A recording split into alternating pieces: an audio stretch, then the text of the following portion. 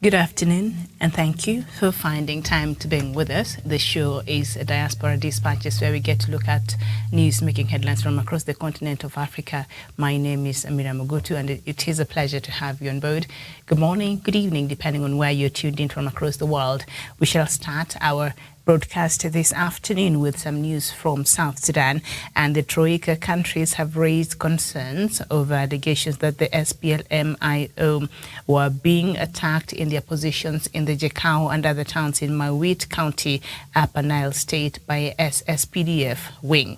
The United States, Norway and the UK said the incidents followed a series of reported attacks across Unity and Upper Nile states by SSPDF and SSPDF-aligned forces on SPLM-IO positions over the last 2 months.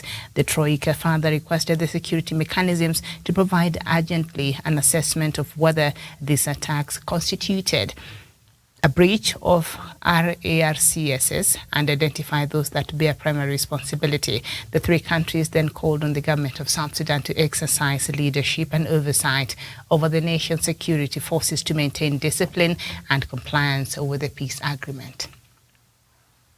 We go to Nigeria, and Nigerian politician Atiku Abubakar has formally declared his intention to contest the next February's presidential election.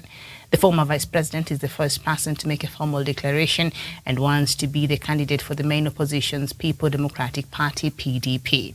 It will be the 75-year-old sixth beat for the presidency during the event that was streamed live on social media. He also said he would tackle insecurity, revamp the oil-dependent economy, and boost education. Mr. Abubakar, who served as Vice President under Olusegun Obasanjo from 1999 to 2007, is from northern Nigeria.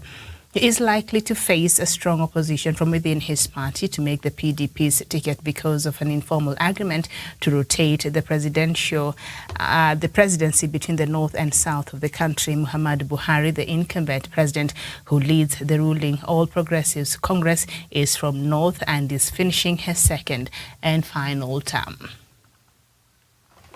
And then we head over to Somalia, and a gunfire at the entrance of the international airport complex outside the Somali capital, Mogadishu, has left at least 8 people dead. Aden International Airport hosts peacekeepers, the offices of the United Nations organizations, and diplomatic missions. A police spokesperson told the BBC that 5 of the dead were foreigners, including an African Union soldier. The nationalities of those killed have not yet been established. 2 of the attackers, suspected jihadists, were also killed as they reportedly tried to force their way into the secure zone. And the European Union delegation in Tanzania has called for Africa's support in what they have termed as atrocities being committed by Russia in Ukraine. 8 ambassadors representing Poland, France, Finland, Germany, Italy, Netherlands, Sweden and Spain on Tuesday, March 22nd, convened a news conference at the French ambassador's residence in Dar es Salaam.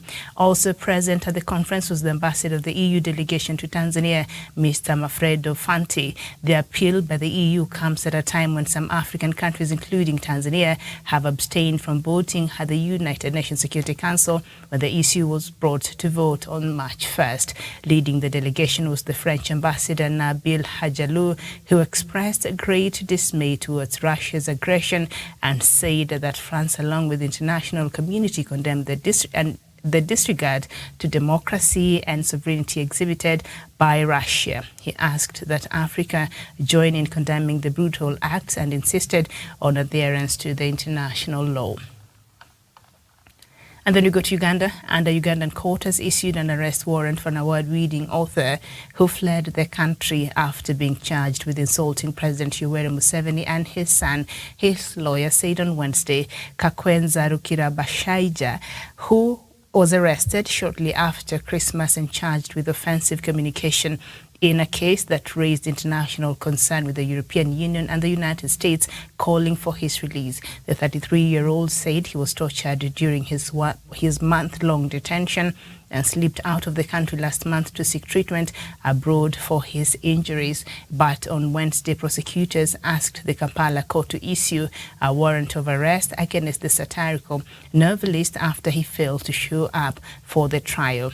The magistrate ordered he be arrested and brought to court. Lawyer Samuel Wanda told AFP news agencies it was not immediately clear if the warrant could include an extradition request to Germany, where Rukira Bashaya said he was exiled.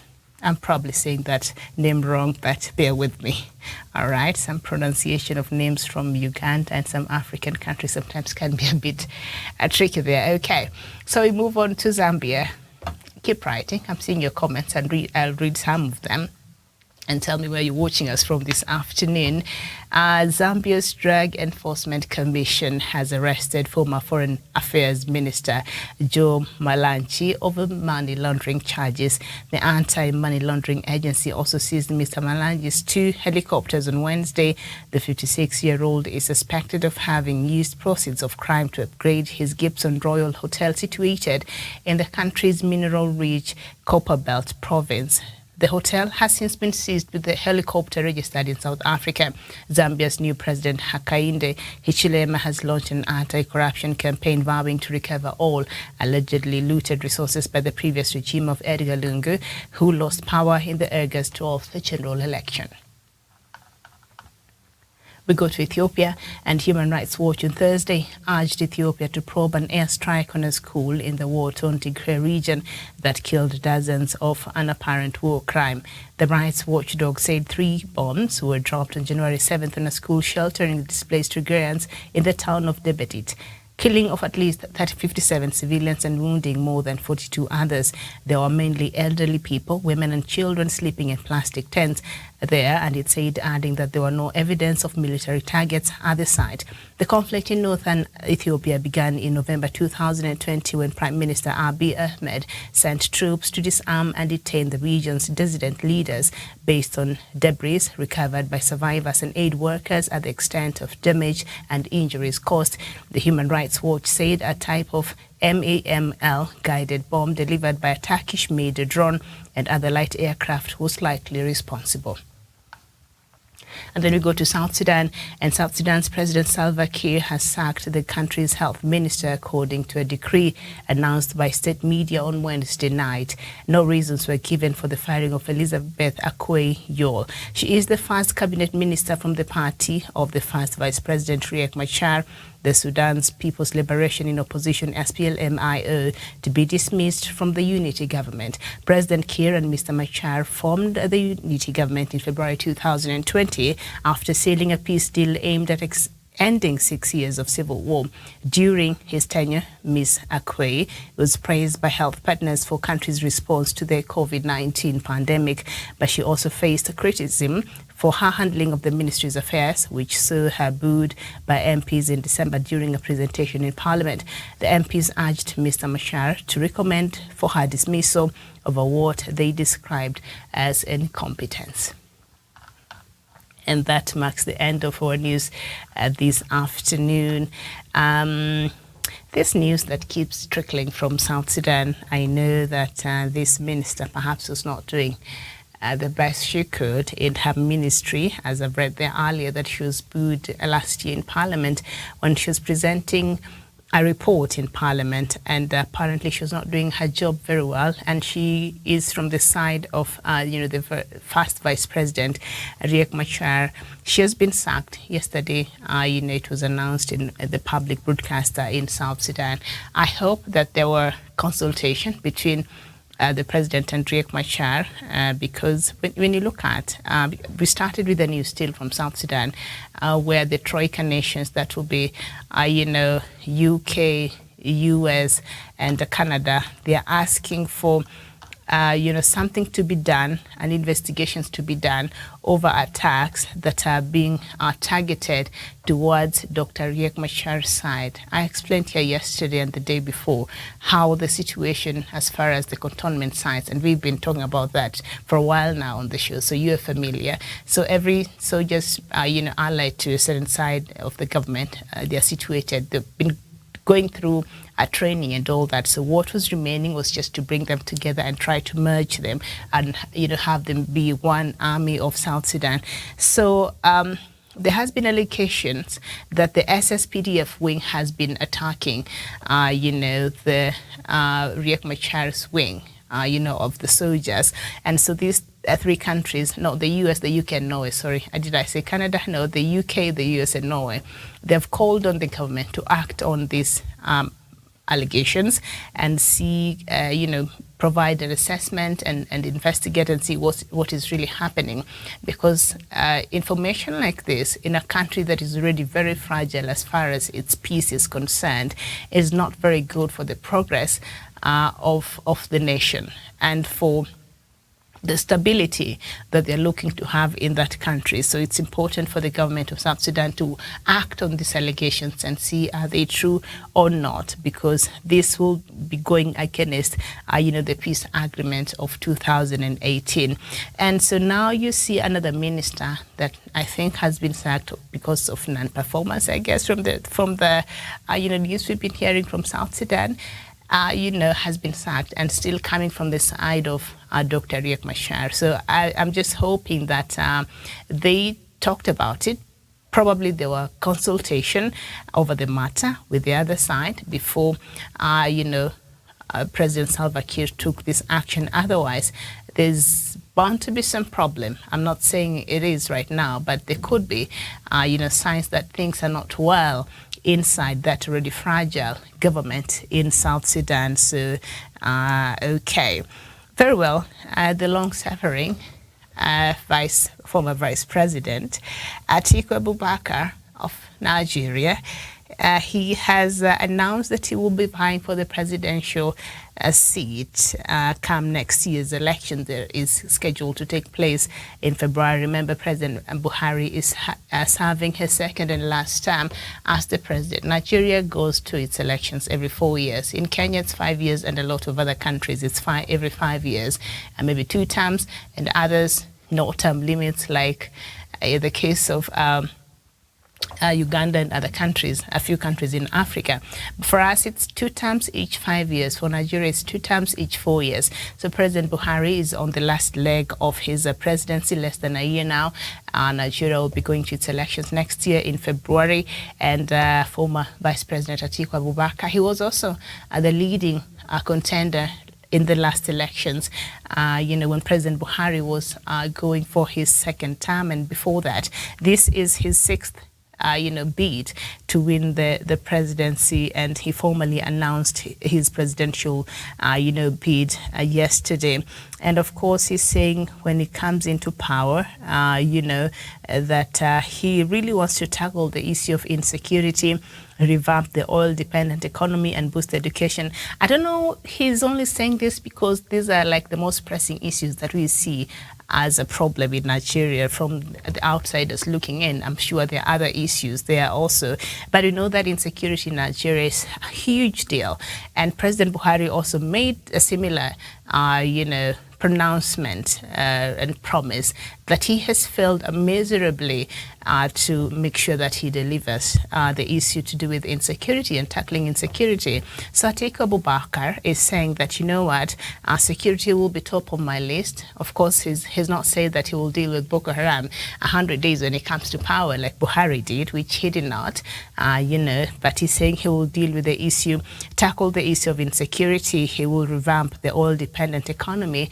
Nigeria, even before the world market started experiencing all these oil problems because of the war, the invasion of Russia into Ukraine, Nigeria already had its own problems as far as its oil industries were concerned. Remember the issue with the adulterated oil and all that, and the prices and the lack of oils and oil in the gas stations and all that. So Nigeria has already been having a problem with its oil industry, and even before what we're experiencing right now, it already had pre-existing problems. And so he's saying, should he be elected as the president, he will revamp the oil-dependent economy and maybe make it more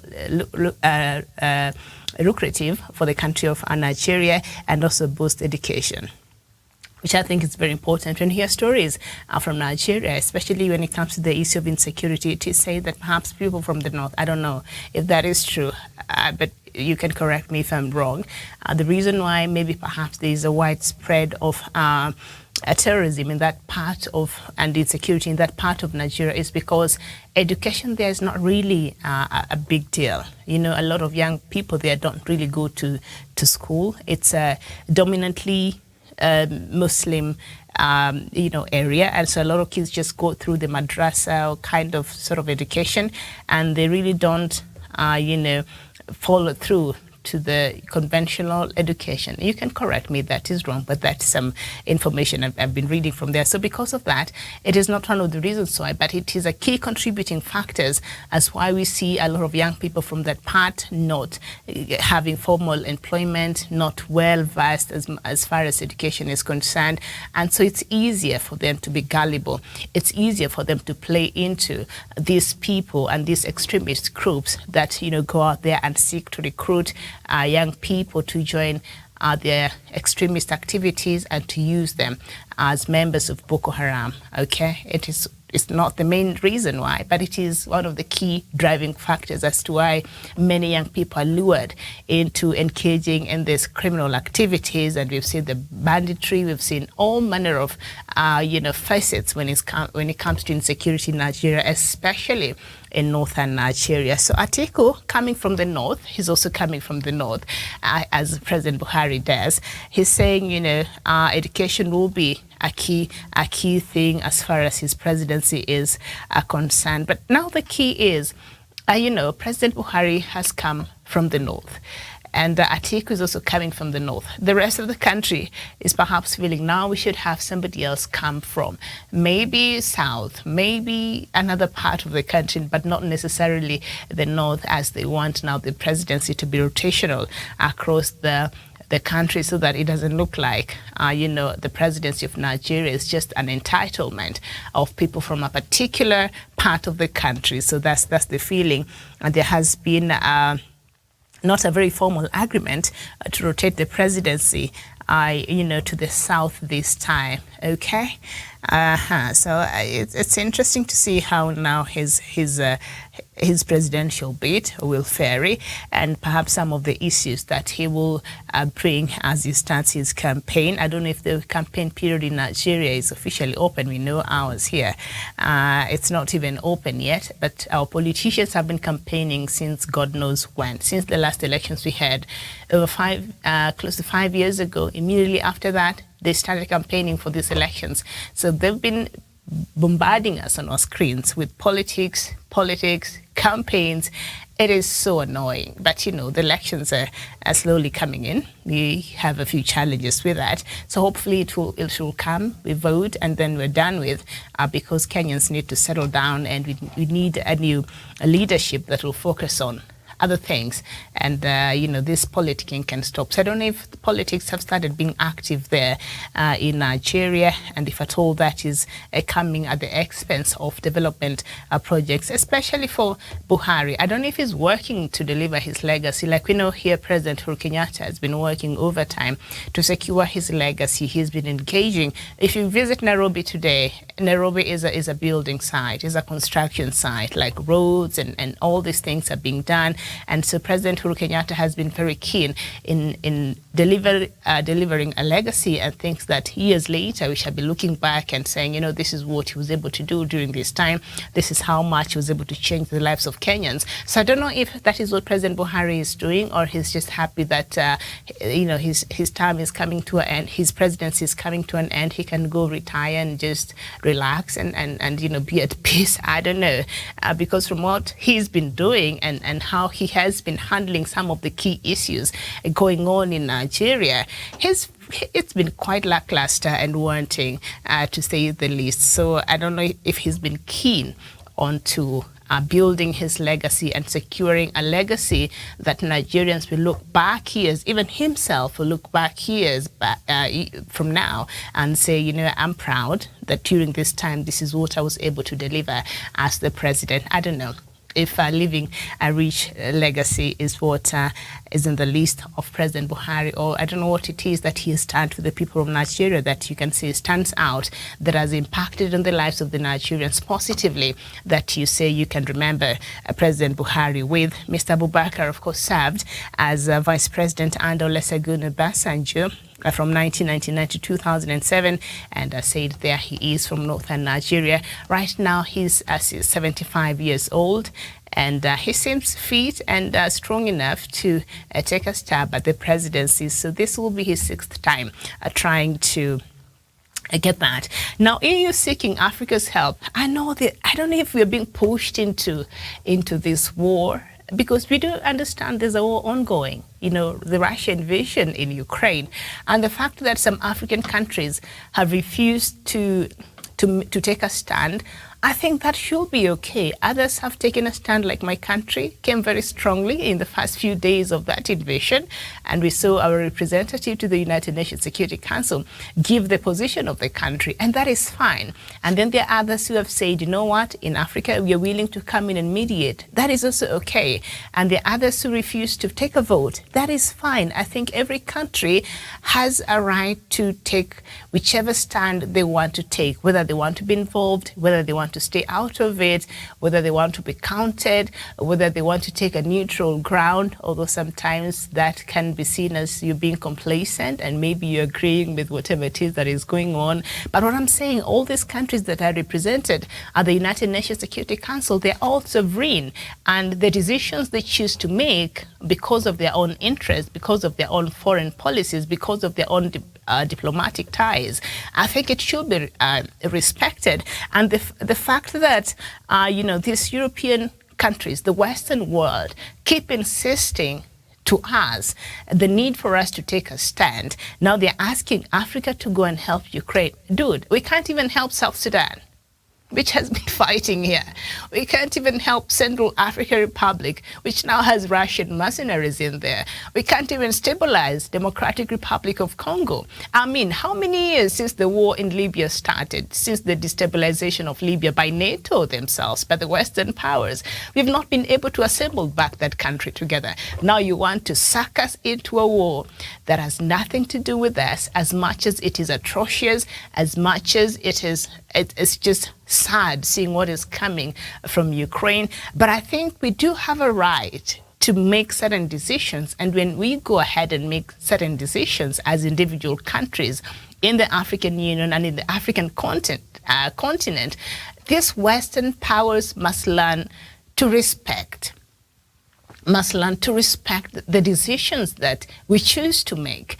All right. So this, over time, they've been working, trying to call us out as if we are doing anything wrong, pointing at us. We should take a decision. We should, Africa should help with you. What kind of help can Africa give Ukraine? Unless you want us to host, refugees coming from Africa, I think that's what we can do. Africa, we are always hospitable compared to some countries, out there.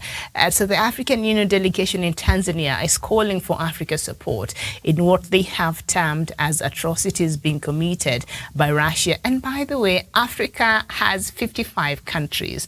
So you can't just collectively want us to come and start dancing to your tune. If you're in Tanzania and you want Tanzania to support, to lend its voice in speaking against the atrocities in Ukraine, which we all should, but also we can do that without necessarily getting involved in that, I think that's okay. So you can't, go make a statement there for Africa. Africa is not one country.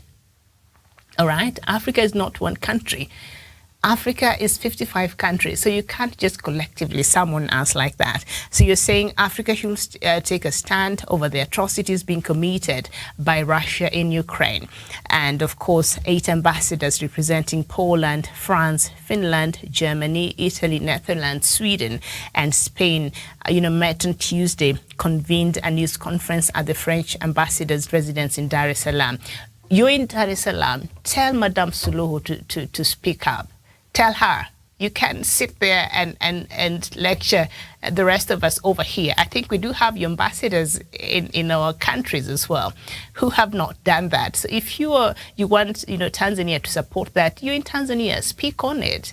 Speak to the Tanzanian government and say, ask for that help. So I don't know what kind of help this European Union ambassadors or countries want Africa to give, because you can't just say you need Africa's help. Fine, Africa will say, okay, we don't like what Russia is doing. Guess what? Africa does not even have a slot a permanent slot at the United Nations Security Council. So whatever even decision, the 2 members from the African Union have at the United Nations Security Council as non-permanent members, that can be rubbished by one veto vote from the permanent members. So what kind of help do you want from us? No, really. You should come out clearly and say, and as I said there earlier, the different African countries have taken different stands. Others have spoke against it.